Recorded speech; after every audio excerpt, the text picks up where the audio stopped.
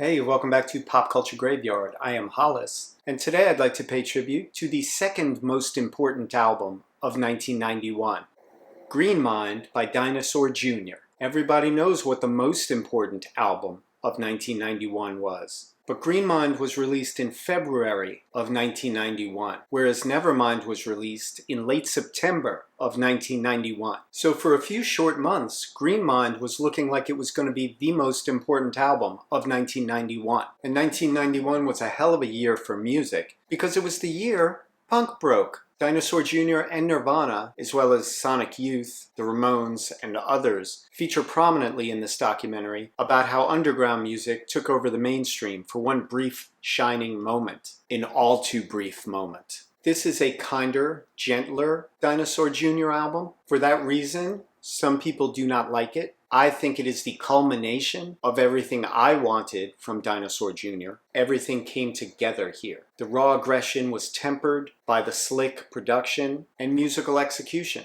Another cool thing about Green Mind. This album was a big influence on other alternative bands, on the British shoegaze bands, and on pretty much anyone cool who played guitar. Kurt Cobain actually asked Dinosaur Jr.'s J Mascis to join Nirvana back in 1989. Remember, Nirvana was a four-piece. Luckily for all of us, J Mascis said no, and Nirvana decided to become a trio. And that's why we got to enjoy two great albums in 1991. So we were almost robbed of Dinosaur Jr. Both of these albums are celebrating 40-year anniversaries this year. And while Nevermind is celebrated quite a bit, I thought it was only right to pay tribute to this equally brilliant classic. So please join me for a deep dive into the second most important album of 1991, Dinosaur Jr.'s Green Mind. Hell of a year for music.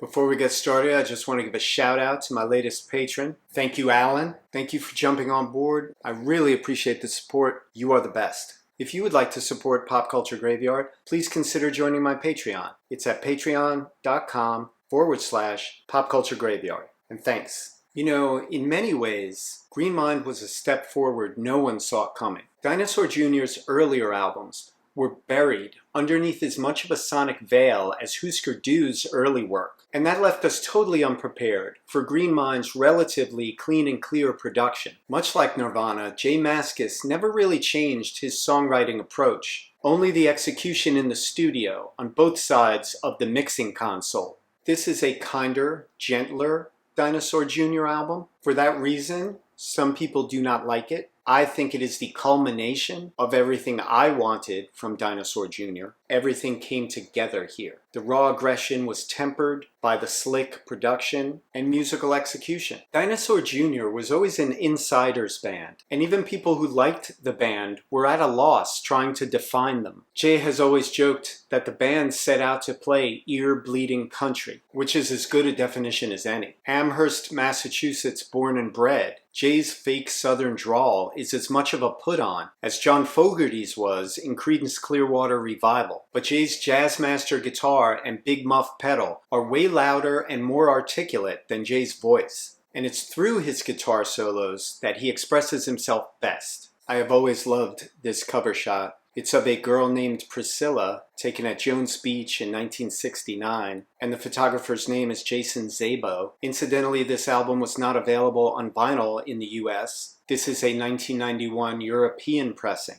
Anyway, something you should know about this album. It's sort of kinda a solo album, but not really. J Mascis wrote this album to be a Dinosaur Jr. album. The only problem was he pretty much broke up the band right before this. He kicked bass player Lou Barlow to the curb because their personality conflicts had grown so large he couldn't work with him anymore. And he sort of kinda did the same thing to his drummer Murph, although Murph came to play on 3 different tracks here. The bulk of the drumming on this album was done by J Mascis himself, who is an excellent drummer. He was the drummer in the hardcore band Deep Wound, also with Lou Barlow, and Jay was the one who even taught Murph how to play drums. So the drumming on this album does not suffer. In fact, it's uniformly excellent. J Mascis himself does not see this as a solo album, because when he was writing the drum parts, he wrote them the way he wanted Murph to do them. And when he was writing the bass parts and playing the bass parts, he did them how he would have told Lou to do them. I know,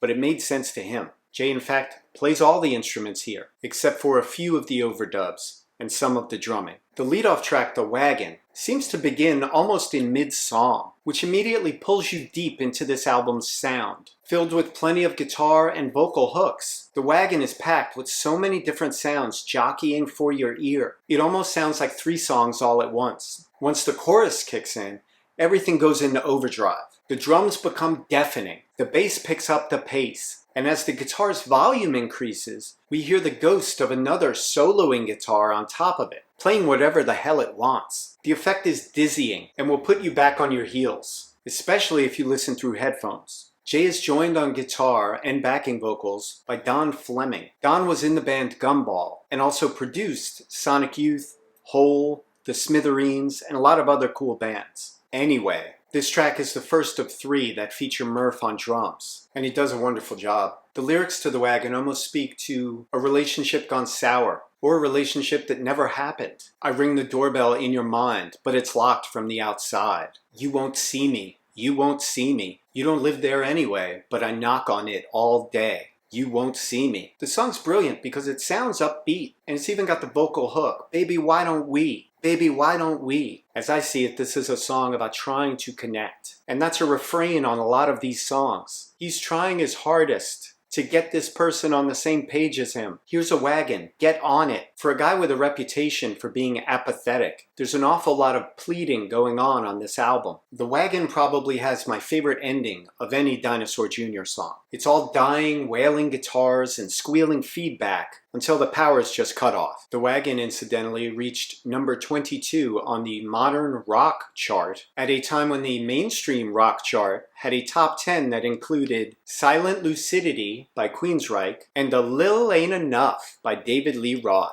That's right, I said Lil. That should key you in as to how against the grain this band was. Featuring some wonderful acoustic guitar accents, Puke and Cry is an up-tempo song that doesn't lose any of its power just because it's beautiful. This might just be Jay's best vocal performance on this album, complete with his backing vocals a tad behind his lead vocal. His voice alternately bites, snarls, and cajoles, with plenty of vocal hooks, including "Come on down, come on down." Very hee-haw. This is another example where he's asking someone to move closer to him. And my personal favorite, "Do you, girl?" Those lines hammer home the country part of Ear Bleeding Country better than most. This track seems to be an appeal to a girl, which is a nice side to see from Jay, with lines like, "Let's sift through all your feelings," which strikes me as a charming sentiment, and as coming from someone who understands just how messy emotions truly are. I see this song as a plea to someone who's been messed up by life and is going through a very personal sickness and sadness, and the song's subject is asking that person to let them into their life. Musically, the song has a breakdown close to the end for an odd, dreamy kind of respite that always reminds me of the false opening to Sweet Jane on the Velvet Underground's Loaded album. It's that kind of pretty, until it comes roaring back to life to reestablish all of its infectious hooks before finally stopping on a dime.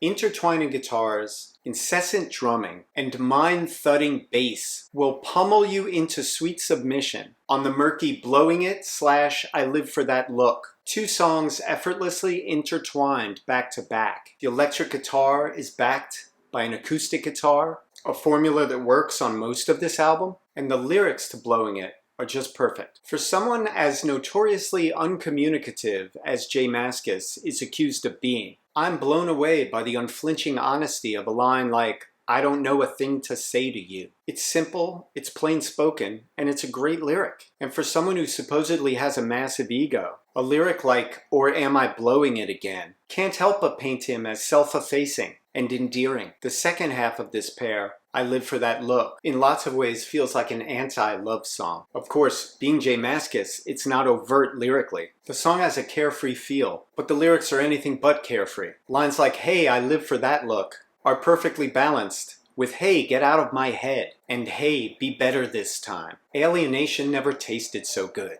It's a wonderful song, whose only misstep is the fade out during the song's freak out outro. Not the last time that would happen. Flying Cloud is a gorgeous, short, interstitial ballad, a brief respite in which to catch your breath amid the sonic onslaught of great songs. The acoustic bass you hear is by Don Fleming, with drum and tambourine by Jay Spiegel, who was the drummer in Gumball. I believe this pretty song is about skiing with someone you love. Top of the mountain, the bottom of the mountain, the flying clouds, and the chairlift that brings you together. Of course, there could be deeper meaning, a metaphor for death, but let's keep it happy. The track, How'd You Pin That One on Me, doesn't so much begin as much as it feels kick-started to life like a powerful Harley Davidson. If you dig underneath the raging guitar of How'd You Pin That One on Me, you'll find a downbeat song of lost love and a messed up mind. Almost as if the song is being told from the point of view of the subject of the song Puke and Cry.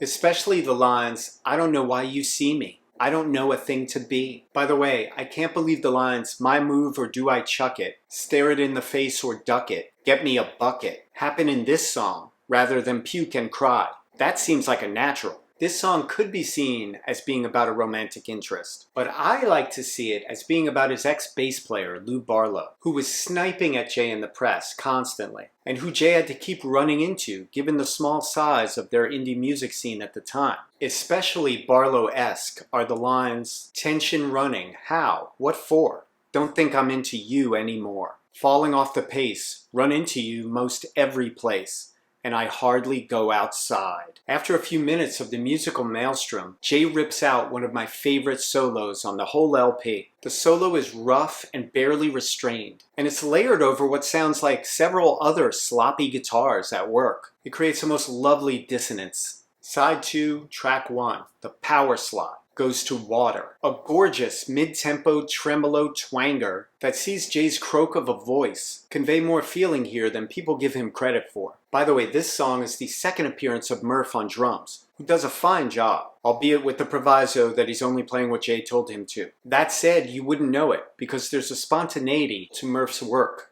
As for the lyrics of this song, J Mascis came up a straight-edge kid, but he later dabbled with enough drink and drugs to understand the pitfalls. So if you see water as a metaphor for drug use, the song takes on a much deeper meaning, with the lines, scary things across the water. You'd never know till they have their way with you. You won't catch me deep in the water, however much I want to play with you. Those lines again can be taken two ways, for both romantic partners and band members alike. This song also fades out. And I really think that this album could have gotten away with being a double album simply by not fading out any of the songs and allowing them to be the 10-minute versions they all seem to want to be. I'm reminded of the story where Miles Davis was questioning the length of John Coltrane's solos when he was playing with Miles. And Train said, I don't know how to stop. To which Miles replied, try taking the fucking horn out of your mouth.